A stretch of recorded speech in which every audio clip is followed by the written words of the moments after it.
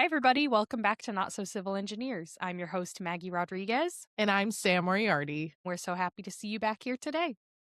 I, yet again, look like a ghoul in my camera, but the exciting fact is I just ordered a ring light and it should be here next week. So maybe our next episode, I'll look like a live body instead of a corpse. I think my camera, I gotta check the settings on it because I feel like I turned the saturation on too much. Whatever you did, I need to do because when I look at us side by side, I look pretty rough.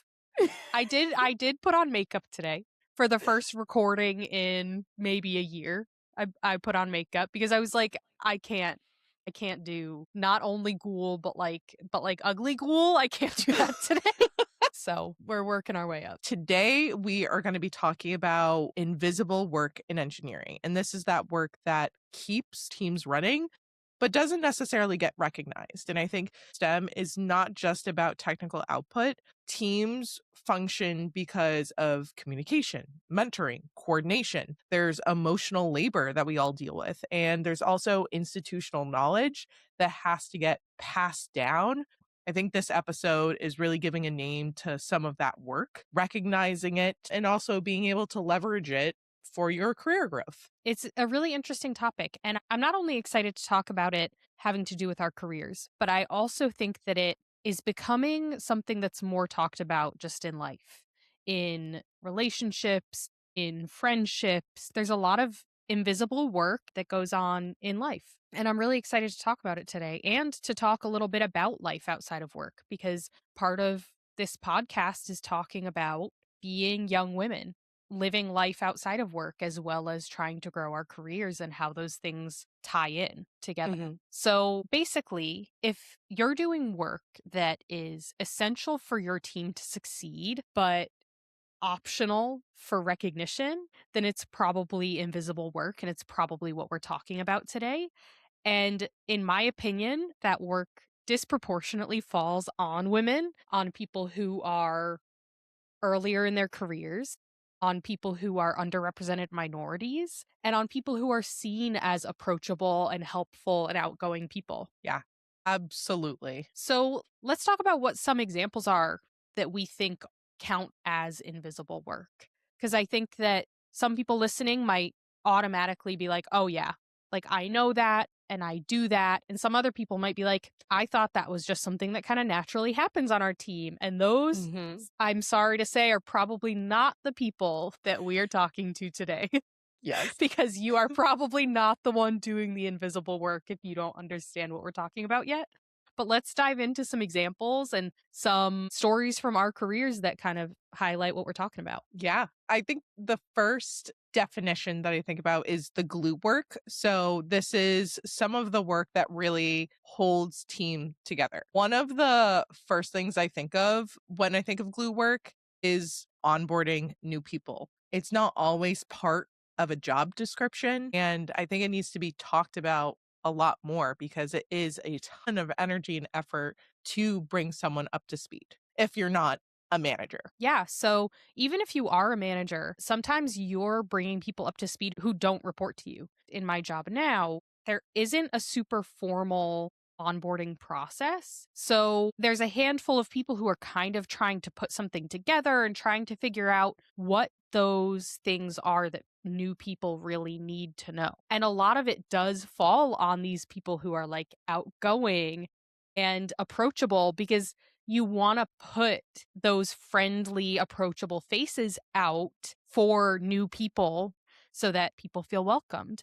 But it puts a lot of pressure on the people who are helping to onboard and helping to train, because you're kind of the first impression that people get of the organization that they are now working for. I also think, too, that pressure is felt by the teams where those team members that are helping with onboarding someone new kind of dictate the successfulness of that individual. How someone is brought up to speed or taught a task or taught how to do something in the end is going to be a reflection of their productivity and of their usefulness on the team. Yeah, I agree.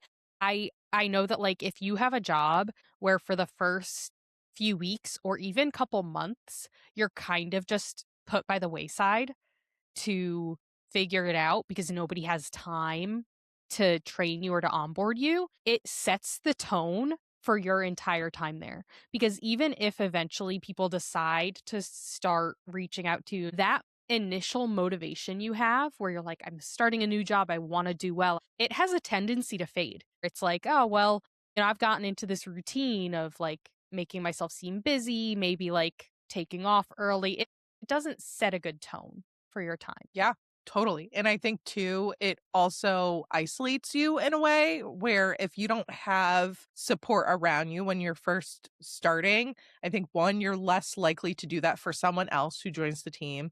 And two, you become so hyper independent that you don't function as a team. You're not leaning on your team members. You're just trying to do everything yourself. And I think that could lead to earlier burnout in your career. Yeah. I also think that there's another side to like onboarding type activities, and they're like the actual HR onboarding in terms of hiring rather than onboarding like training, because that's something that I'm getting visibility on for the first time in the past like year. And it is not part of my job description. It's also like not something that I personally am responsible for, but the people who do it and like put people in our systems and order their equipment and things like that contact me now to know who's starting when. And I remember the first time I got an email from this woman in HR that was like, "Hey, I heard through the grapevine that we're getting a new person next week. I really need 2 weeks' notice for this kind of thing." I was like, "I'm so sorry. No one told me I needed to contact you. Like, I've not had any formal training about what I'm supposed to be doing with this responsibility." So, like, that was a big thing where it was like, oh, just, pass on this information to whoever needs it. But, like, if there's not a list of people who need it, then like Yeah. that was a big scary moment because like, oh my God, am I gonna have to push this person's start date back? Because like we might not have a computer for them on time. That relates to another kind of glue work, which is documentation that no one else wants to touch. It would be so nice to have some sort of like form or checklist when someone's joining the department that here are all the onboarding tasks that you have to do, and here are all the people that you have to reach out to before that person can come on site for the first time. And I think about all of the different documentation things like processes internally that are more specific to your team that no one wants to do because it takes a lot of time to pull in all the different information and organize it in a way that can be seen as a useful document for someone else. And that's a huge part, I would say, of some of the glue work that I do. I live by this idea that if it's not documented, it's not going to happen. So I heavily rely on documentation. It helps me when I'm educating members on my team if they aren't aware of something, or maybe they made a mistake, or they don't know how to move forward in a process or who to reach out to next. That documentation is important and it's worth it for me to take on that additional work and do it. I think that another thing that could count as glue work is kind of answering people's quick questions when people come by and there's a part of a process they don't understand, or they need to even be pointed in the right direction for who to ask a question to. I know that I constantly have people coming to me, and I don't necessarily feel like it's not my job. Like, I do enjoy being a person that people come to ask quick questions, but it's not like a documentable part of my job. So, using it to advocate for my value is very difficult. I remember there was a day a couple weeks ago, and it was super memorable in my mind because I had about 4 people stop by with a quick question that turned into 30, 40 minutes, even if it wasn't like work related, but just like, oh, and by the way, how's this going? And how are the kids? And blah, blah, blah. It was like half of my day was taken up by people stopping in my office, and they realize that I have like a comfy chair in there, and they're like, "Oh, where'd you get this?" And they like settle in, They're like, "It's so cozy in here." And I'm like, "Thank you so much. I make it that way for myself, not for you, but make yourself at home." It was literally like half of my day, and it was crazy. But that's a big part of the glue work that I see myself doing in my job now. Mhm. It's the quick questions, and then I think the second half of what you were saying around, like, that culture. People wanna be around you, they wanna, like, have connection that maybe or conversations that aren't exactly work related, and that is also, important for teams to have. It can't be work 100% of the time. Someone kinda has to step up and be, like, the life of the party The in the glue. office, the Yes, glue. there are all those memes about, like, personality hires, Yes! and, like, the personality hire is so important. So Keeping the important. morale up and, like, being somebody that people wanna talk to, like, that's such an important member of the team. And so, like, Absolutely. this glue work is necessary, but Mhm. being the glue can stall your work if it's not recognized as a valuable member of the team. Yeah, Because if it's just like, "Oh, Maggie's always yapping. Maggie's always gabbing with people. She always has people in her office chatting." Like, if it's not viewed as like, "Oh, Maggie has people who like go to her because she's a trustworthy member of the team," then like it can be taken negatively. absolutely. And I think this kind of ties into another piece of invisible work, and that's the emotional labor. And being that trusted resource within a team might mean that you have to mediate conflict or that you are really that safe space or safe person on the team. And I love those people, but I know how hard it is to kind of balance, especially if you're someone in leadership, to balance, being the safe person for people to come and talk to you about things that are bothering them or things that they want to see change, like at a higher level in the department or in the company that you may not have control over. Kind of protecting your peace at the same time, where it's like, I don't have the answers. I can't fix all of these things. And you feel for those people, um, and you can't do anything about it. I totally understand that feeling. And I think that some of the emotional labor aspects, when it comes to me, at least, in my opinion, it feels a little bit less personally impactful to do emotional labor at work than it does in other areas of life. For me, that's because like my time is paid for when I'm working. So whether I spend my time working on my actual like tangible work or handling some of the emotional labor, like I'm getting paid for it. Whereas in other parts of life, it's like life admin isn't a paid role. Mm. So for me personally, like it doesn't harm me, like, mentally, emotionally to do emotional labor at work. Things like mediating conflict. I have to do it a lot. At least, like, I have had to do it a lot because I work in an industry where there are a lot of egos and there's a lot of hot heads and there's a lot of money and time on the line. And so people get pretty up in Tense. arms. Yeah. Yeah, it gets tense, it gets up in arms, it just is a lot sometimes. And so I have had to do some of that mediation and just kind of changing the tone of conversations. And you can leave a meeting where you've had to do that kind of exhausted. But for me, it doesn't linger with me too long after. So I think that that's just a personal thing that I can kind of brush it off That's healthy easier. work-life balance, honestly. That's Yeah, exactly what it is. and I think that I have developed a pretty good work-life balance. There are obviously things that I, like, take home and that bother me, but, like, other people having an argument is, like, not something that I let bother me for too long because, like, if I got in a screaming match with someone at work, I would leave that meeting embarrassed. Like, I would leave feeling like, "I can't believe I just did that." Like, so for me to be the person who's like, "Okay, like, let's take a step back," like, I don't leave worrying about that.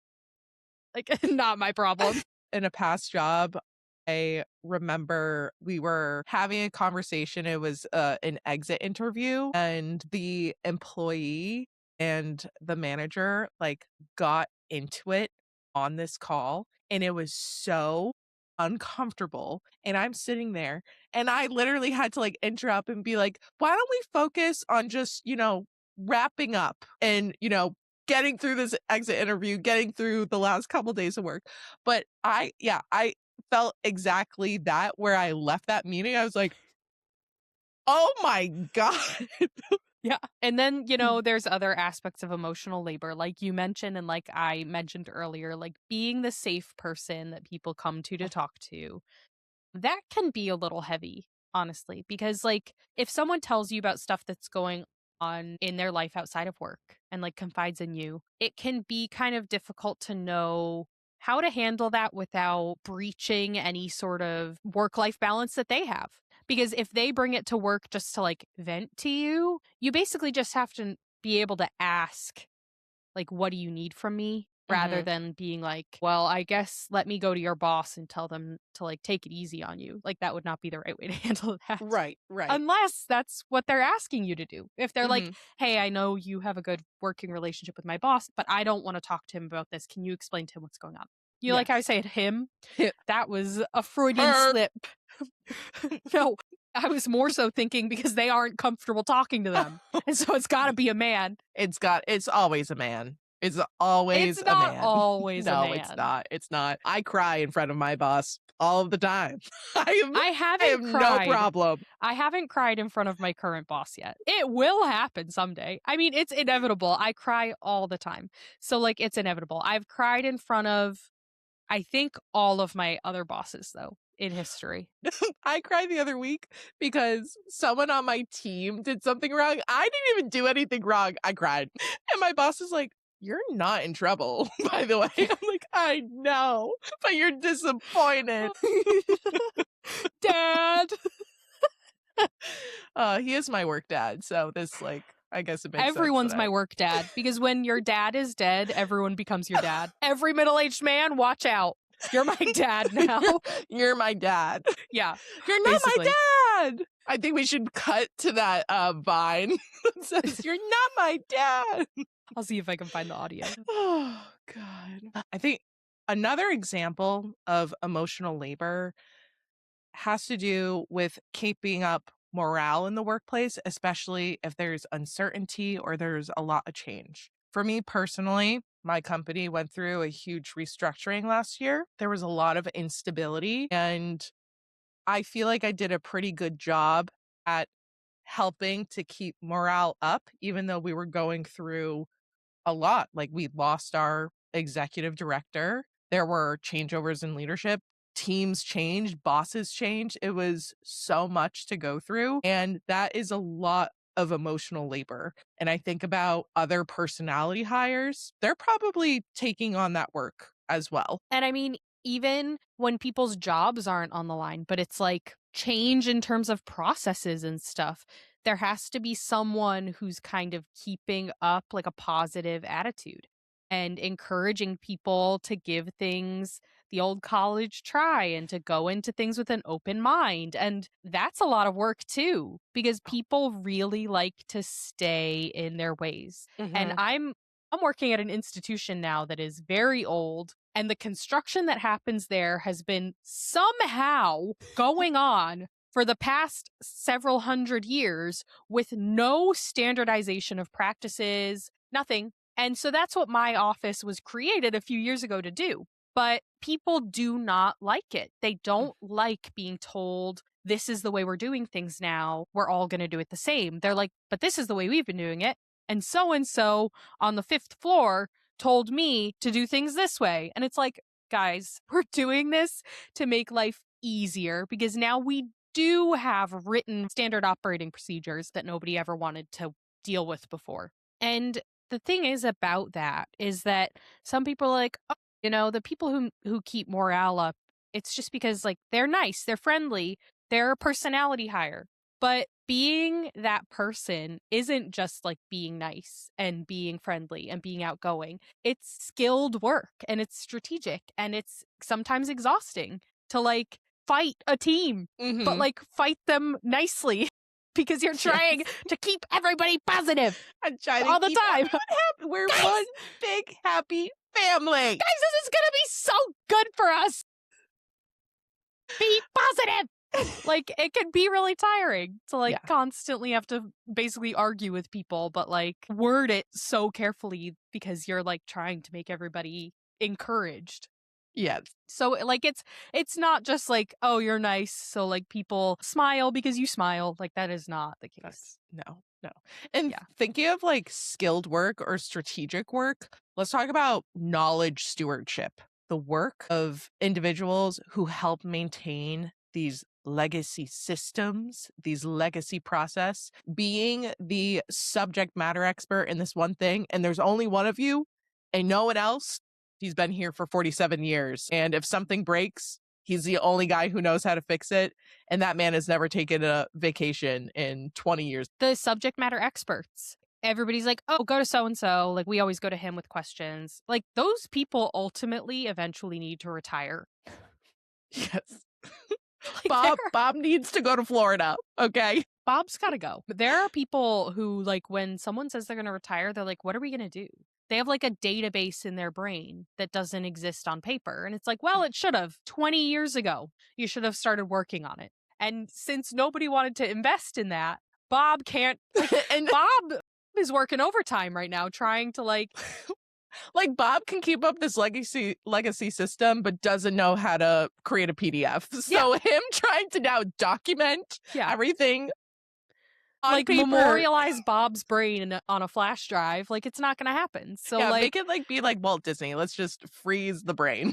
Yeah, because that is fake news, everyone. Just need to put that out there. That's not real. We are not endorsing that actually happened. But yeah, it's that's crazy because I'm not that person typically. I mean, there are like a few things that I'm kind of a go-to for, but they're not typically like a technical know-how type deal. So I do feel bad for those people because it's not really like emotional labor, but I do feel like they have a tendency to become like a sole resource for like hundreds of people. To be like, oh, we all go to Carlos. And Carlos is just like, I've had 2 hours to get any actual work done in the past month because everybody keeps emailing me questions about this thing. There's also the side of knowledge stewardship that's like the being the person who does like document things like decisions and meetings and conversations because like my boss right now, God bless him. He's a great guy. I really like him.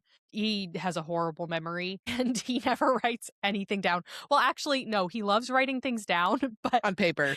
Basically, every time he writes something down, he gets like a new notebook because he keeps either losing them or misplacing them. Like a few months ago, he was like, Maggie, I have a special notebook just for our one-on-ones, me and you. The next week at our one-on-one, the notebook was gone. Like, it's gone. So, like, he comes to me a lot to ask, do you remember what so-and-so said? Do you remember what we decided about this? Or do you remember what the next step was on something?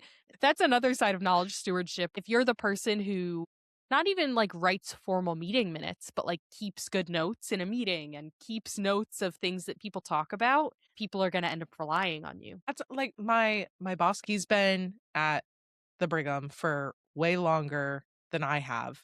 So whenever I have a question about something, I'll just go to him and be like, so why do we do this? And he knows. He does not delete emails. So if I'm like, hey, why was this decision made, whatever, 6 years ago? He's like, hold on. And he will go search. I don't know how he searches in the new Outlook app. I really don't. I hate it. Hate it. I can't search anything. I can't find there. I searched for an email today that was from last week. The search results were from 2023. I'm like, how?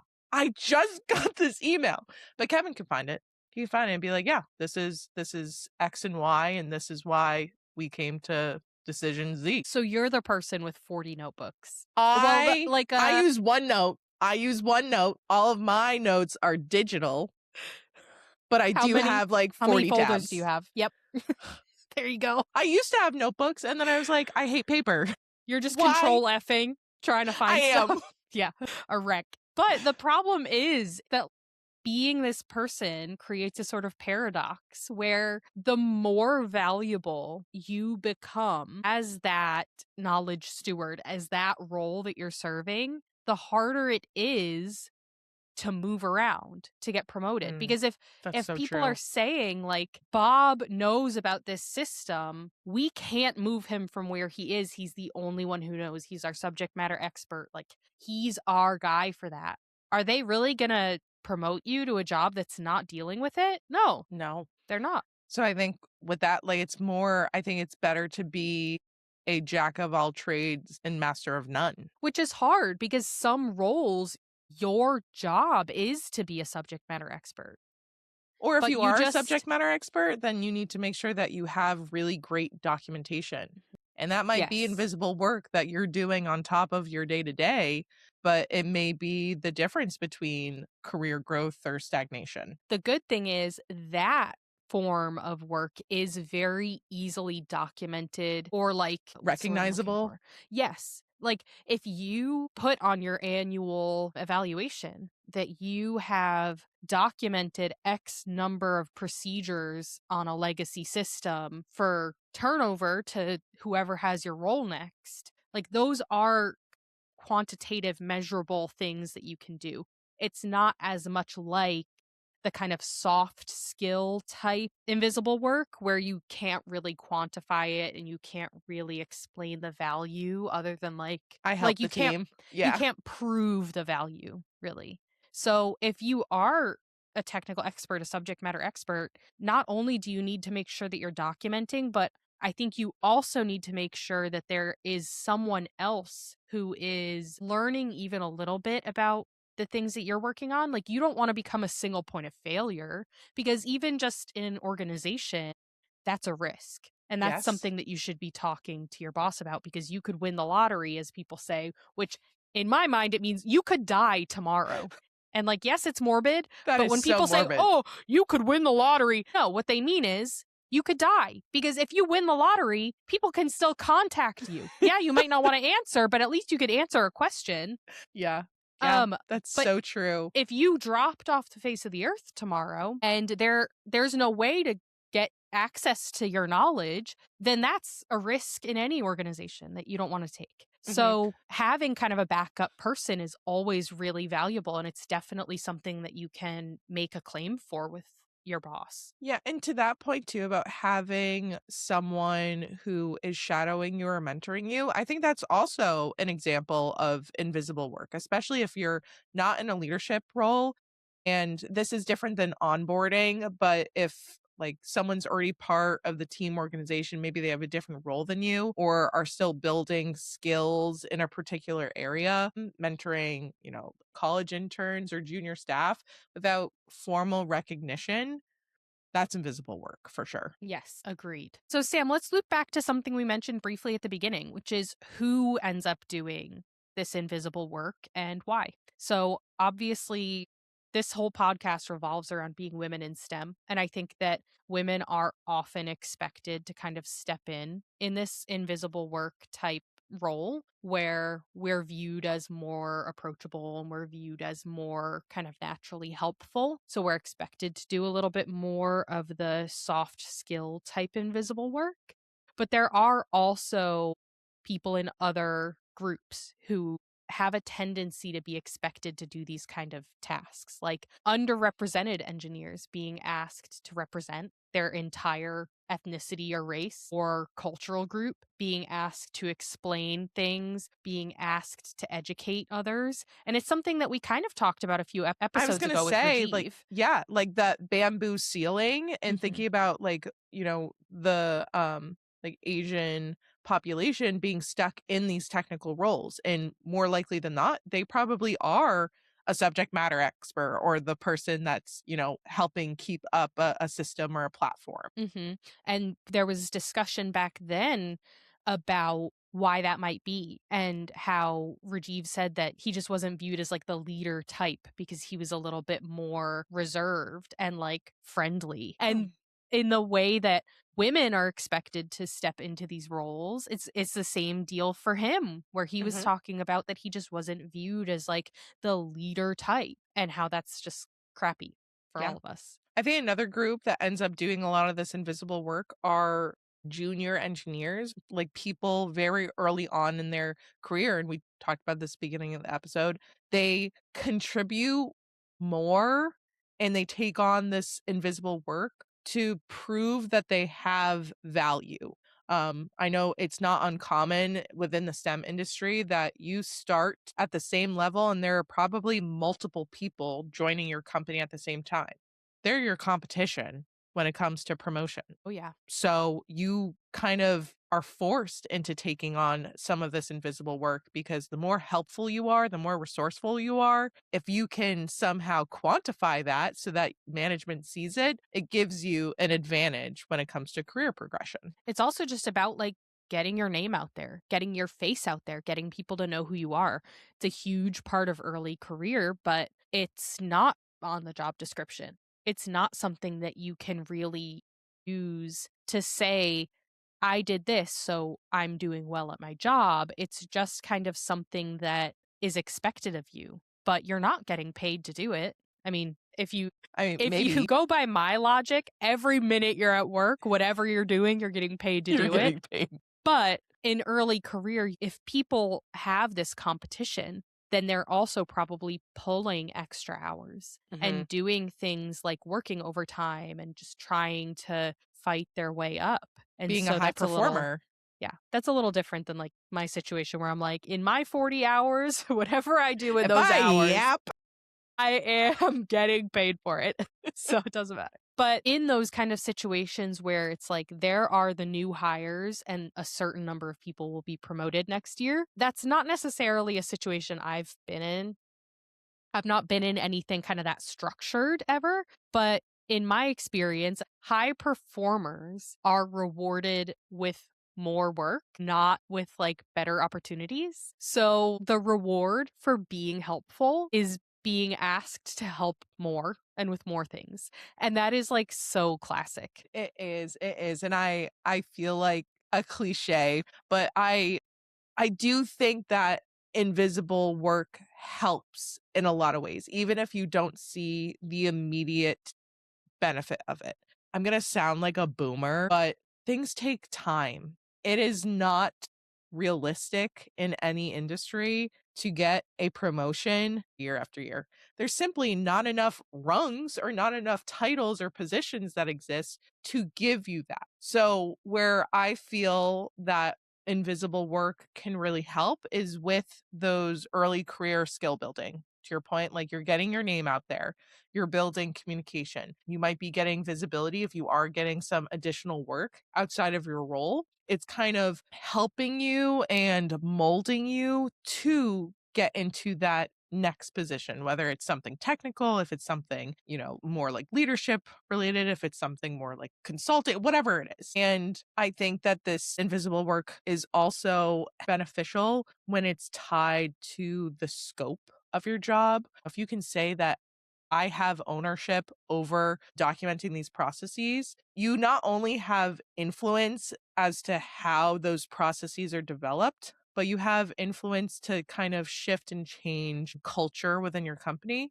And lastly, I think that invisible work helps your career when it aligns with your long term goals. When I was a technician, I took opportunities to do things that were outside of my job description. My original job description was to repair devices, to do preventative maintenance. I took on roles like being our safety champion and being our compliance champion because it gave me visibility into other functions of the team that ultimately helped me into my next role. I had to move companies for that, but that extra work helped me. Yeah, absolutely.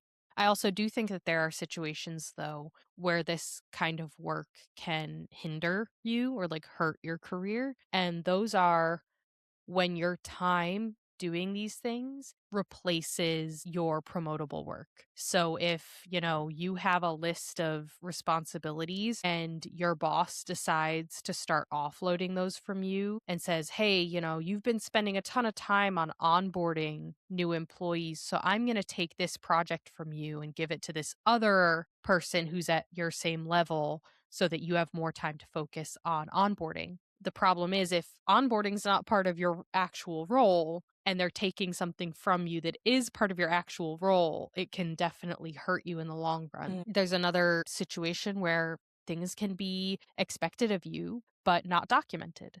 Things like the being the personality hire. It's not really a documentable thing, but it is really important. So when people are expecting you to come in chipper and willing to get everybody's morale up and help with the mood in the office and, keep everybody a cohesive team, but it's not actually something that you can really advocate for, then that becomes harmful because if you have an off day and everybody says, "Oh, well, she's usually really on top of it. I don't know what's going on."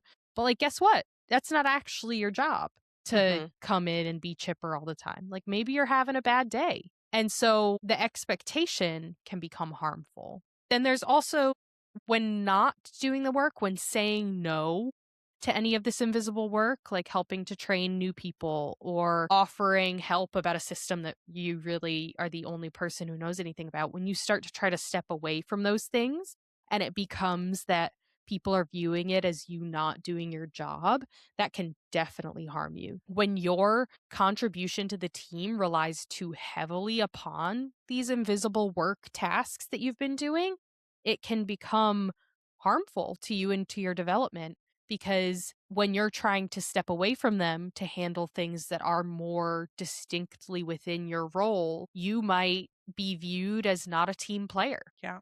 No, I totally agree with all of those. And I think there's a really fine balance of like finding what works for you and what's going to help you and what is going to hinder it. When you had talked about being the personality hire that helps with keeping morale up in the on the team and that being an expectation, when you think of your long-term goals, if you're someone who wants to stay in a very technical field, being the personality of the office isn't going to be what gets you promoted. But if you're someone that wants to go into people leadership, that wants to have connections and build teams and build culture, that invisible work can help you with your career growth. So I think that goes back to, aligning things with your long term plans. Long story short is that when we do this work, we need to make it visible. We have to document whatever we can, even if it is something like being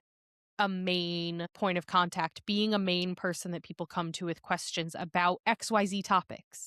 Put it into Chat GPT if you need help. If you need to like LinkedInify the invisible work you do, go for it Mhm. because we have to make it visible. We have to be able to say, this is the value that I've added, even if it's not necessarily quantifiable, even if it is something that seems silly. I think that we still need to document it and we still need to advocate for it. Yeah, absolutely. I think another way to do that is when you're having those discussions with your manager, maybe it's your evaluation, bring up your job description, get a formal document that lays out exactly what your job functions should be. And for all of that extra invisible work that you're doing, make sure that your manager knows that you're doing that and see if there's a way to either add those things in the job description because then like it is an expectation for you. And if it's not, using it to your advantage to say, well, I'm going above and beyond because I'm doing all of these extra things that aren't in my job description. This is something that's kind of been on the forefront of my mind lately because I have been at this crossroads where I'm advocating to try to get a promotion at work right now. So, everybody, pray for me because it's not going well. I talked to my boss a few months ago. I'm going to talk to him again soon because I think that the role I'm doing is a level above the role that I actually hold. And the problem is, I pull up my job description and it's very vague. Like the wording on it is vague enough that I feel like anything I do, even if it is invisible work, can kind of be lumped under any of like the general statements that were made in the job description. But something that I'm struggling with is saying, hey, I'm running this committee and I'm running this group of like very important people who need to talk about really important stuff. And like, this is stuff that's outside of my job description. And this is stuff that I think proves that I should be at this next level. And the response you can get sometimes and that I've been getting is, well, this is exposure that helps you get to that next level. So, where is the line between this isn't part of my job description? I want to be compensated. I want a title that reflects the work that I'm doing and like preparatory work to bridge the gap between positions. Like, where does that line fall? And how do you say, okay, I've been preparing, I did X, Y, and Z as like preparatory work for this role. And this is the reason why this one thing I'm doing is distinguished from that as Mm. actual work that should be encompassed by the next role, not just kind of transitioning into being ready for it.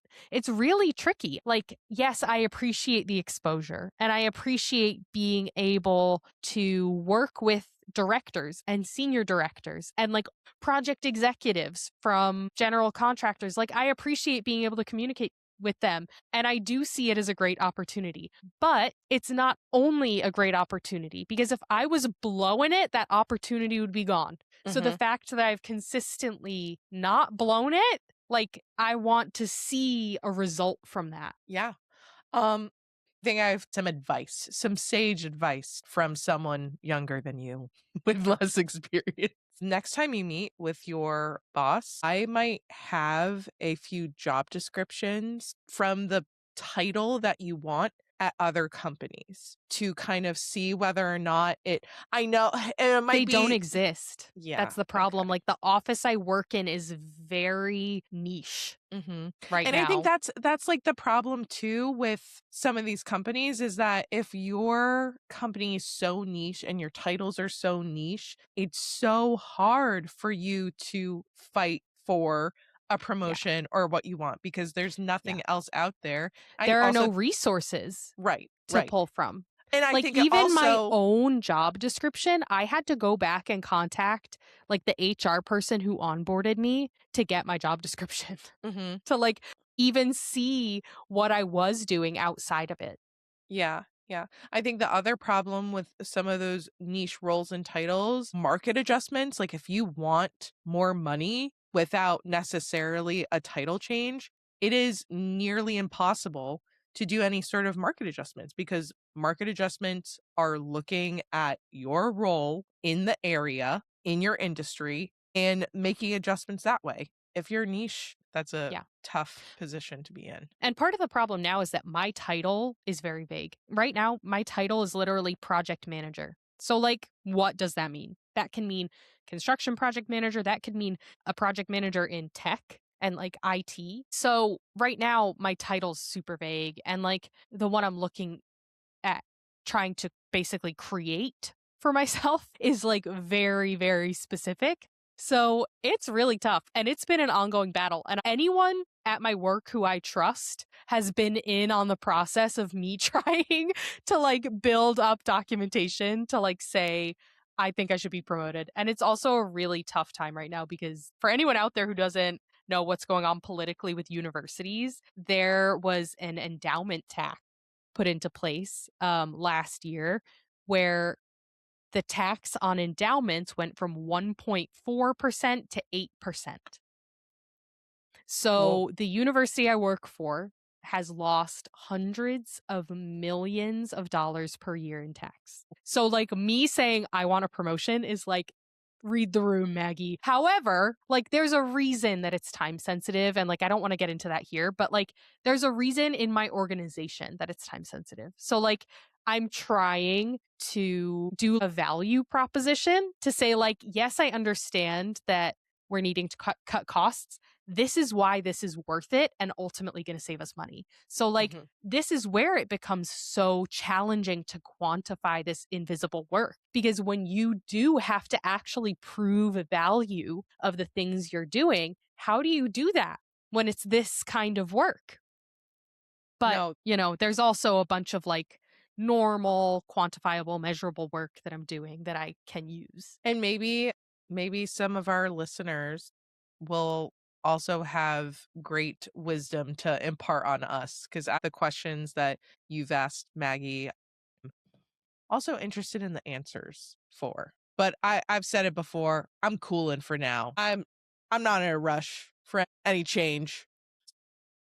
One thing that I'm struggling with is that I don't really feel like I've ever worked in an organization that has like a very clear, formalized promotion ladder. Mm. Like, I don't have a list of actual like promotion criteria. Like we talked about, I'm in a niche role, don't really have comparable organizations to like pull job descriptions from or anything. So I think it's really important, even as not a manager, as like a person who, when you go to meetings with your manager, when you have an eval, to say, hey, I want us to set some criteria for me to get to my next role, like measurable criteria.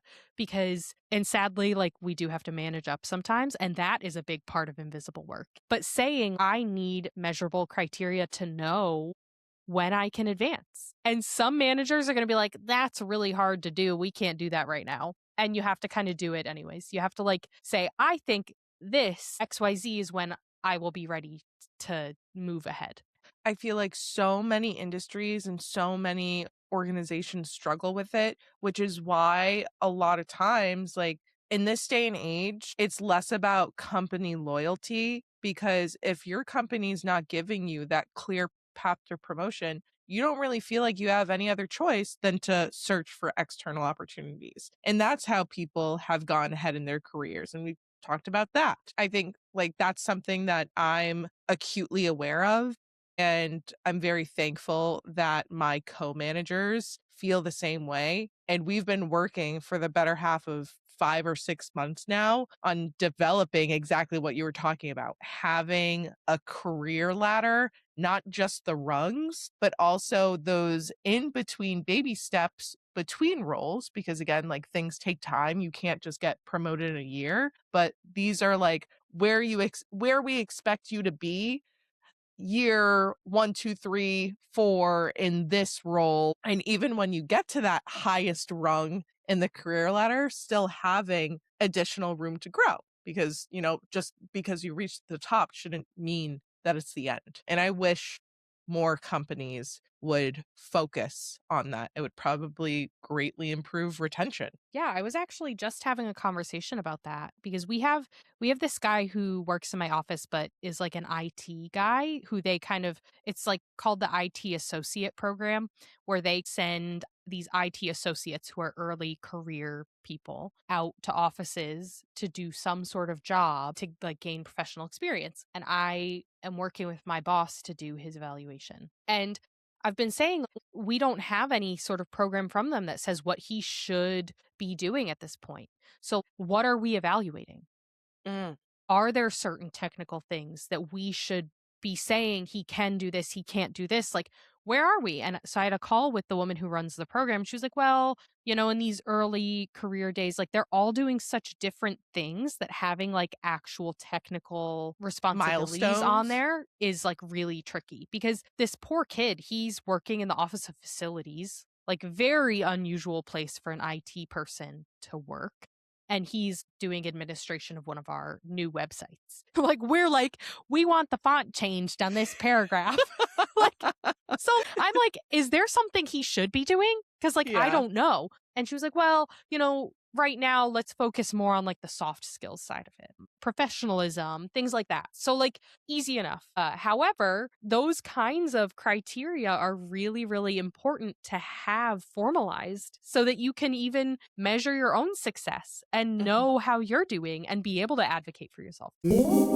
So, we've talked a lot about invisible work. At the beginning of the episode, I said that I kind of wanted to talk about the personal life side of invisible work. And so I do want to talk about kind of emotional labor in life, invisible labor in life. There's a lot of content out there on social media about the emotional labor in relationships, especially in marriages, in a shared household, things like that. Being the person who handles all the life admin, being the person who notices the chores that need to get done, and having a partner who asks you to just make a list of what you want me to do. I don't have a partner like that. Thank God. If you Thank do, God. ladies, Red dump flag. him. Dump Dump him. him. No, just kidding. It can be No, don't, fixed. no, not. Oh, okay. I think it Maybe, can be fixed, right? yeah, through good communication. Yeah.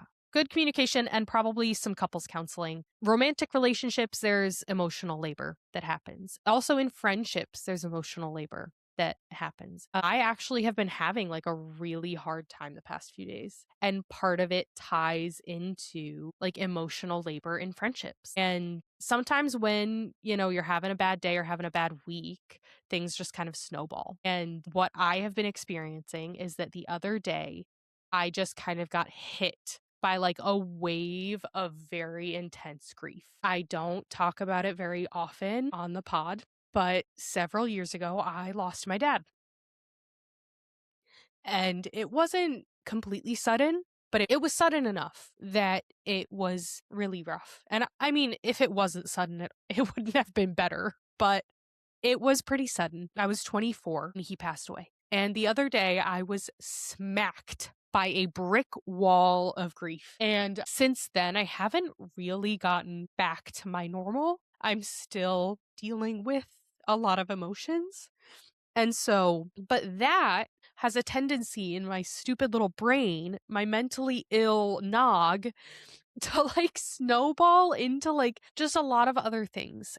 I am the person who reaches out to other people constantly. Like sometimes it's like crazy when I like reflect on how many of my friendships that I am personally keeping afloat. Maybe part of that is me not being self-aware enough when people don't want to be friends anymore and me forcing friendships that maybe aren't there anymore. But like I like to think that these people that I like really enjoy talking to are also enjoying talking to me. Mhm. And I try to give people the benefit of the doubt. I know that being in your late 20s, early 30s is like a really busy part of life. And I am also in a really busy part of life, which is why sometimes it can feel like if I can make the time, then like, why can't they? I'm doing a master's right now, I'm doing an MBA, and it's a flexible part time program, but they're 7-week courses. And so I decided to knock out 2 courses at the same time for the first term Girly because I pop. figured I figured they were gonna be the easiest too. So, like, if I wanted to do 2 at a time, like, the first 2 were the ones to do it with. So I decided to just do that, and I was basically not having any time for myself. My spare time all went towards doing schoolwork, and, like, I was feeling pretty burnt out, but I knew that I just needed to push through. But after those few weeks of, like, pushing through and getting the work done, I realized that I hadn't had conversations with like multiple people because I hadn't been contacting them. And it's not like when I come out of this like period of being super busy, like I have messages from people that I like haven't answered. It's just that there's nothing because I haven't been starting it. And so that never feels good. The past several days when I've been in this like kind of deep pit of grief, I it really makes you realize how infrequently people reach out to you and like ask you how you are when you're not good. And it is a heavy emotional burden to be that person who's constantly reaching out first and who's always like carrying a big part of the load in a friendship and in a romantic relationship for people who are in that boat. I know that that has like nothing to do with careers and that has nothing to do with advancement, but it is a big part of invisible work. And like if you're not the person who is reaching out consistently, then you probably aren't realizing that the other person is and that it can be really disappointing when like they don't hear from anybody. When someone's in a slump and doesn't reach out to any of their friends because they're just like not in the mental space to do it and they're not hearing from anyone, like the phone is silent, like it hurts and and Yeah. it's tough. And it's one of those things where like you can talk to your friend and you can say I feel like I'm consistently the one reaching out. And it's something I've been talking to my therapist about a bit because some of my friendships, yeah, I can say I need a little bit more from you and that person will be responsive. But there are other friendships where I'm almost scared to have that conversation because I don't know if it's just that they don't really want to be my friend anymore and that it will hurt me more to address it than it would to just not say anything. And does your therapist think that you should talk to those people? It depends on the situation. Like, I was Mhm. talking to her about one friendship a while ago where there was like a conversation I wanted to have, but in order to bring it up, it would be so like intentional to Mhm. reach out and say, we need to have this conflict, basically. That the limited time I have where this person and I are like actually responding to each other. Like, you don't want to waste it on a conflict, even if it's not a fight, even if it's just a difficult conversation. Like, do you want to spend the limited time you have talking to that person talking about something that's hard instead of just continuing, keeping the status quo? Yeah. And it's about the investment and it's about what is worth it in the long run. Mhm. And, sometimes it's just, like, not the right place, not the right time, and that's kinda where I've been at with that conversation a lot. Yeah. I think the same thing can be said about family relationships as well. We're all getting older, your parents are getting older, and if you are someone who's been doing the work and processing things in your childhood that have left some trauma behind, it's hard to have those difficult conversations knowing that you don't see your family as much as you did when you were growing up and living in the house. And now you have this finite time with them. You don't know when that's up. And do you want to spend those moments having difficult conversations or just enjoying the moment? But you know that by having those difficult conversations, maybe change can happen, or there can at least be some acknowledgement about how that person either hurt you or affected you. Yeah. And there's the risk. There's the risk that the result of this conversation is a larger schism in the Mhm. relationship. There's a risk that with a friend, you have the conversation and they say, sorry, didn't realize that that was happening. And you still continue to not hear from them. And at that point, it hurts because they're aware. And there's the risk that with family, you spend this limited time talking to them and having this difficult conversation, and then it causes deeper conflict. Mhm. And so your time becomes more limited because you're not seeing each other as much because you're in conflict. Yeah, it's very, very difficult. It is a very complicated part of the stage of life we're in. I don't actually know that it will go away. I think that this will be something that is challenging for the rest of life. As my friends step into the phase of life that I am in now, I think that there's going to be a lot of, to be blunt, excuse making and scapegoating. Oh, I have kids. It's like, well, I had kids that whole time and I still And was, still made the time. yeah, Yeah. and I still made the time to text you. The funny thing is that, Sam, you and Julie, our other friend from college, both texted me on the same day a few weeks ago. And that was when I realized, oh my God, I have not been reaching out to people enough, because two people who like almost never text first just texted me first on the same day to be like, hey, haven't heard from you. You doing okay? And I was like, what did I put on the internet that made people think that I am not okay? But no, it was just like you guys being like, hey, checking in, like, you good? Because I usually hear from you a lot. And that was what made me say, oh my God, like I've been in schoolwork mode and like I Mhm. haven't been like keeping up with what I usually do.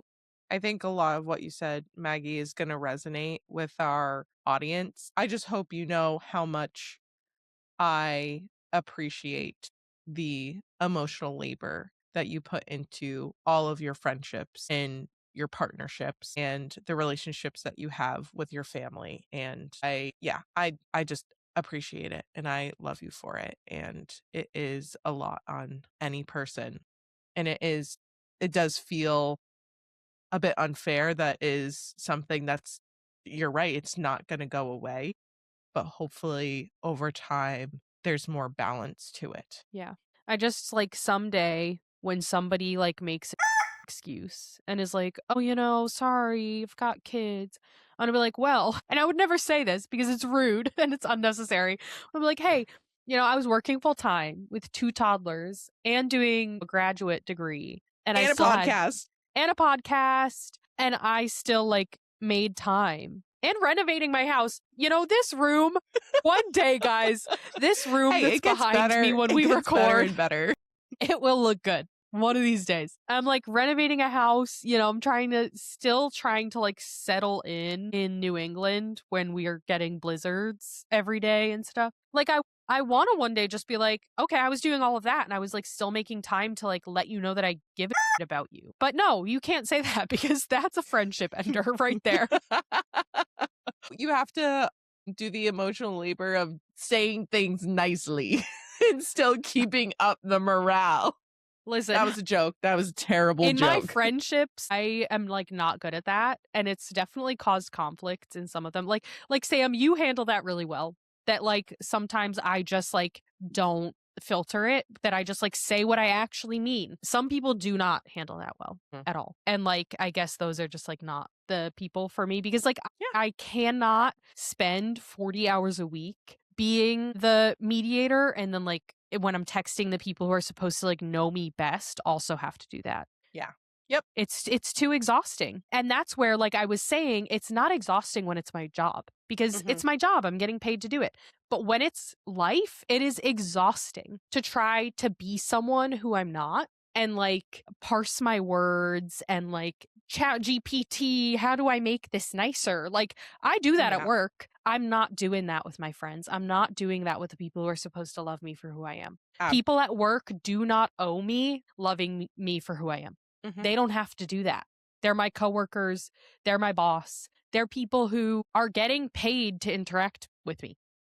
But the people who are part of my life because they, seemingly want to be, like those aren't people that I should have to do that kind of labor to even just talk to. I think the one other piece of invisible work that I want to add on to personal life is going back to the admin that you talked about. In doing that, I think I speak for all eldest daughters when I say that shit sucks. Having to plan things, figure out holidays. I can't count how many times I've had to like text my siblings. I love them. I love them. I hope they listen to this. Love you guys. Love you guys. But sometimes, y'all, and I think my younger brother, Brendan, has done a really great job at taking the lead. And I think it's because he is married and he has children. So he gets it now. But like planning like Mother's Day, what are we going to get mom for a gift? We try to do something like together. Now I think we're all like on our own, but just like coordinating. Also, my parents are divorced. How are we going to do holidays now? What time are you guys getting to mom's? When are we going to go to dad's? Like it's a lot of administrative burden to put on any one sibling. So for any of you that are not the eldest daughter or not the family admin, reach out to your siblings and help them. All right. You know what? Maybe I should text Jill. Jill, if you're listening to this, thanks for always choosing mom's gifts. She's not the eldest daughter, but she's the one who picks the gifts. And I do appreciate that. And I just Delegate Venmo. The work. I just Apple Pay. Delegate the work. Someone picks out the gift. Someone picks out the restaurant for dinner or picks the date and time and location in which everyone's meeting. Another person bring the vibes. Someone's got to like keep mom happy. But for the love of God, just like don't put it all on one sibling. Oh, don't do it. No, I think I will say my siblings and I are all like equally type A. So the like logistics of things like that are distributed. It's really the gifts that, really falls on Jill. She's the gift workhorse. It'll be days before a holiday and I'm like, guys, did anyone get a gift? And she's like, yeah, I got her this. And I'm like, can I send you half the money for it?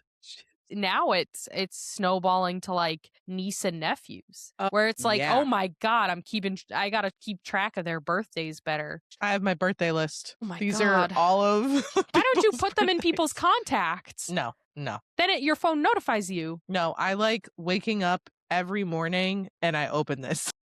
That's your 40 notebooks. That is your 40 notebooks. A note on your phone. Put it in your contacts. I refuse. My God. Ridiculous. Put it in your calendar. Come on. Oh. Well, guys. One day you're going to have like the legal pads. You're going to have so many of them. That's my boss's notebook of Guess what? choice. I'm already there. Okay, so I use OneNote for all of the like for my general to-do list. Anything written down is like needs to be done right now. Like these are urgent, which is why they're like I feel good about them because this one's almost all the way crossed off and then I can just throw it away. Well, Sam, let's bring her home. Thank you all so much for joining us today. If you've made it to the end, tag your sibling who always buys mom gifts in the comments. Give him a thank you, give him a shout out. But no, thank you all for joining us today. It got a little vulnerable there at the end, but that's just kind of part of life and who we are. Yeah, it's who I am. I cry every day. Me too. This has been season 2, episode 6. Thank you guys so much for joining us. If this is your first episode you've ever listened to, welcome. You can find us on Instagram at NotSoCivilPod. You can email us at notsocivilengineers@gmail.com if you have any questions, comments, or if you want to join a future episode as a guest. Subscribe to our YouTube channel at Not So Civil Pod. Join us at our next episode for our season 2 finale, Lessons from the Field. Hopefully we're going to have a cool guest for you guys. And then we'll have our little break, through the next several months. We'll still be posting some mini episodes and some lives and some fun content, though, on our social media. We love you guys. We thank you for your support, all of our loyal fans. All of our loyal fans. Juan and Ian. And my sisters, Kate and Jill. Shout out. Shout out. And remember, folks, keep it civil. At least a little. Bye. Bye.